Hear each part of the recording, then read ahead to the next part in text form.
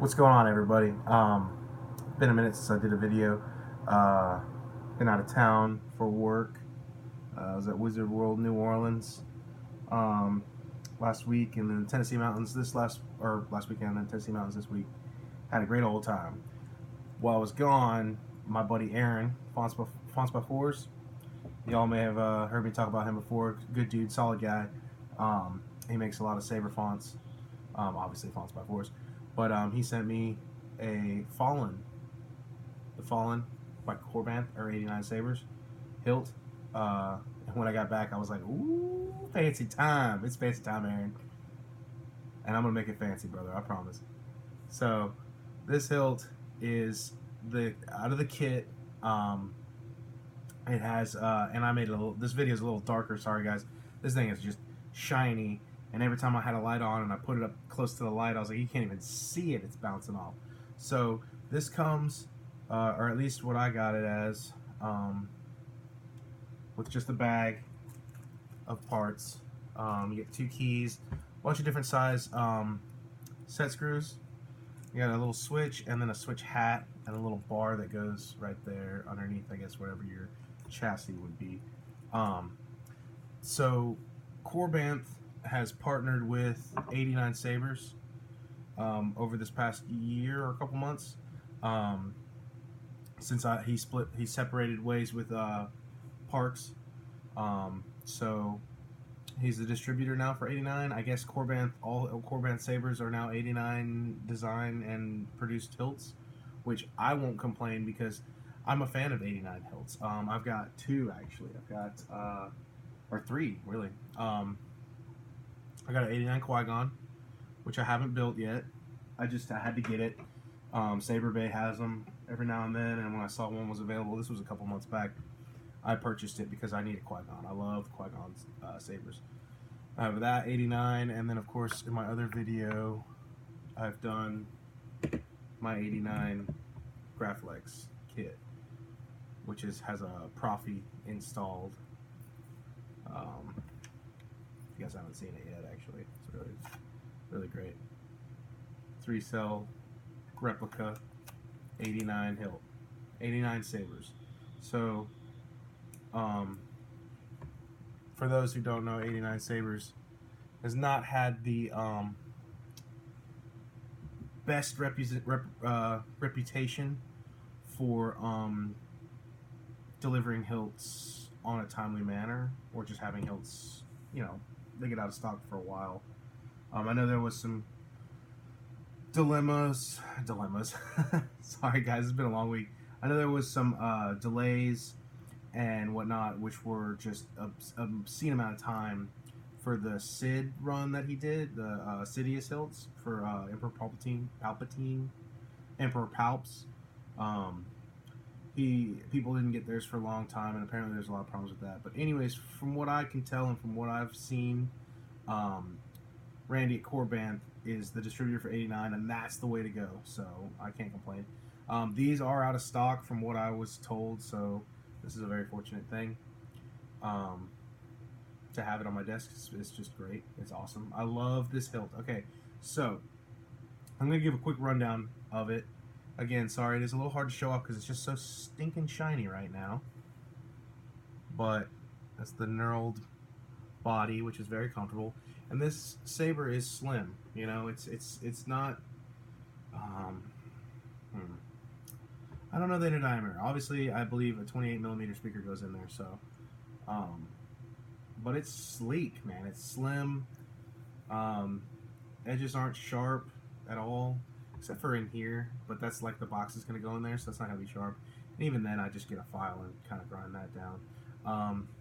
You got a recessed area for switch. I'm not exactly sure how I'm going to do that just yet, because when I put in the little ball tactile switch, it didn't come out all the way, so I guess I'm just going to fiddle with that and see how I can do it. And then there's a switch hat, but there's like no way of catching it. So I'm not sure I'm going to do that again. So this is going to be a project down the road. I just want to do a video on it real quick as a raw kit, as it is, because I have full plans of weathering this thing. This is in the game. It's beat up. I mean, it's not even, it's It's been spoiler alert. Well, it's not really a spoiler alert. And either way, if you're a Star Wars Jedi Fallen Order fan and you haven't played the game yet, you've had enough time, man. I'm sorry, buddies. Sorry, buddies. But in the the history behind the hilt is it's a double-sided hilt. There's two. There's an emitter on that side. Well, it gets shot off. So this bottom part is blasted and peeled off. So that's all messed up. This is all grungy and nasty. This is a saber that hasn't been taken care of in years. And Cal Kestis just uses it in extreme emergencies. Anyway, so the pommel is a pretty cool design. See how it's recessed in there a little bit? And I believe that could be, well, I know that's the reason for it. They give you enough space so you can cut it up if you want to. Sorry, this pommel's got a lot of threads. Okay, so here's the pommel, which is very cool. Like, I like the design of the pommel, I really do. It's got a lot of detail in there. Some holes, different vents, solutions, which are holes all along this ring, and then some vents right here for sound. I'm not exactly sure how the sound venting is going to go until I install it, obviously, but that goes. And honestly, like, this is a cross thread like nightmare, I think.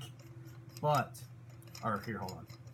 So if you look in there, you have about that much space before the pommel even starts to thread on. So I think I'm going to be cutting around that, peeling it back for blast damage and stuff like that, so it hangs over the pommel. And then I'm going to get, oh man, you got to like set it in just right. There we go. You'll feel it. So I think what I'm going to do, and it does kind of make me a little nervous, but I've just been, after staring at it for so long, I'm like, I think this is the way to go. I'm going to make this pommel attached to permanently. I might drop a couple things of Loctite in there or something, crank it all the way down, draw out my design on how I want to go, because I feel like it should, and looking at the reference points, the games, and everything, and you got your handle here, like, that damage goes all the way up there. But, I mean, you're going to hit threads right about here, so you're only going to get a little flare up. So I think if I set the pommel in, and then kind of do a little cut, oh, sorry guys, and do a little cut, oh my, I got something dark. Do a little cut in there, even if I come across the pommel a little bit, I'll just grind down the threads on the pommel, and just create battle damage. I'm going to weather this with aluminum black all over, and some, different methods. Steel wool, take it down. Might do a leather wrap on here. Maybe not, though. I kind of like the way the threads are, and that's how there's tons of different ways you can do the saber. But I think by doing that, I can get a good amount of blaster, like, shredded damage down here. Add wires, iron wires, like you just like poking out, and make it look like as close as I can to the game. And then I will do, and I greased up the threads on this. It feels so freaking good. I love a good grease thread. I mean, look at that. I just can't even hear it. Oh, smooth. And that's fancy. That's fancy. So, your body, right? Down on in there. There's your body. You're falling. And quite a bit of amount of threads. And then there you go. So, I'm definitely going to do, and I'm probably going to order from XX. My boy Jeff, you guys don't know Jeff, he's an installer, nice dude. I bought a blade plug from him, really, really awesome, whole thing was great. It's a nice guy. He has a 3D printed solution for it, so it'll just be soundboard, speaker, battery, removable battery, it's fine with me, I don't care. And then I just gotta do the switches, and then the freaking NeoPixel adapter, and we're good to go. I will take off one of these shroud pieces so I can show you a little bit more of the emitter. The emitter has got a lot of detail in there. Not as much as the game, but as much as you can get, because the game has a bunch of different stuff going on in there, and I feel like this is a very good balance of just enough, So, again, this is all going to look very different when I'm done with it. I'm going to go for as accurate as I can to game. But I'm going to take some liberties of my own as well. And that may be mainly just down there at the pommel damage, because I feel like I'm not going to be able to get that 100% game accurate, because it's just not as much room to work with. But I'll make it happen. So yeah, body, and just listen to that. Grease your threads, bros. Changes the game. So here's what the emitter looks like underneath. So you're gonna have these two windows underneath these oh, and some right there too. So see, you got windows right there, windows down here. So whenever you cut this saber on, you're gonna have some shinage going on under these bad boys. So that could be cool. Normally I'm not a big Windows, emitter Windows guy. Like Ultra Sabers is like, it's a nice feature, got the windows. And I'm like, okay, that's cool. It's just a feature that doesn't really tickle my fancy anymore.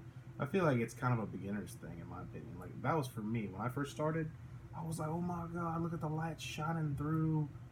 That's gorgeous. Like, I have a, I still like it though. I have the, oh god, what's that saber forge? The Bastion. And it's got all these windows just all the way up it. And I think it looks pretty cool. Nowadays, not necessary to me, man. I think my saber tastes change over time. Just like everyone, I think, naturally does things. Like, I can't stand a lit AV switch now for my personal sabers. But back then, I was like, oh, it's got a red light. Wow. So, like, everyone changes.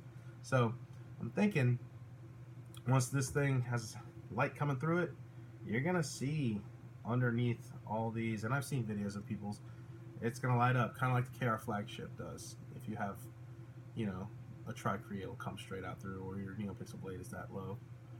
But, yeah, there you go, guys. I mean, I like this thing a lot. I've been holding on to it. I've been walking around with it, doing the whole, I got a saber that I haven't swung around with yet. But yeah, I mean, look at this thing. Now, like a lot of people are gonna be like, it's long.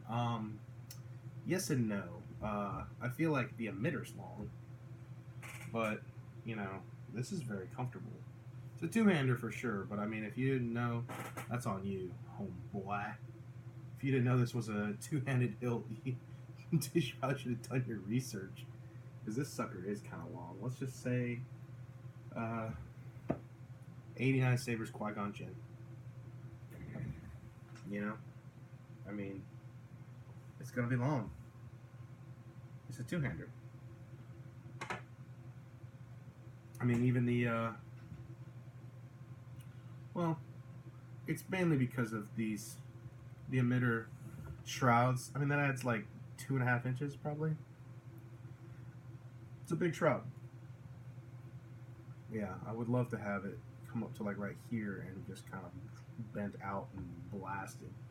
But realistically, I think it's only go about there and kind of fold at the end. But I'm trying to make it look as good as I can. And that will be another day. Right now, this is just a tease and showing off the raw, straight out of the box, Fallen by Korbanth and 89 Sabers. So this kit, I believe, like I said, is sold out. It's not available right now. Possibly, I could be wrong, but I heard maybe in March. Don't hold me to that. But I've held the Ultra Sabers version at a convention. I haven't held the Saber Forge one. I've seen it. It looks long, and obviously it's not 100% accurate. And this one to me has just been the most appealing looking one. And after having it in my hands,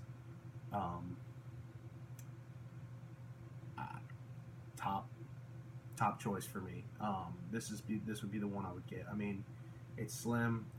It feels good. The knurling's great. There's no sharp edges. It's smooth. She's gonna be dirty soon though. I'm gonna dirty her up. She's gonna be a dirty girl, and then hopefully install it in the next couple months.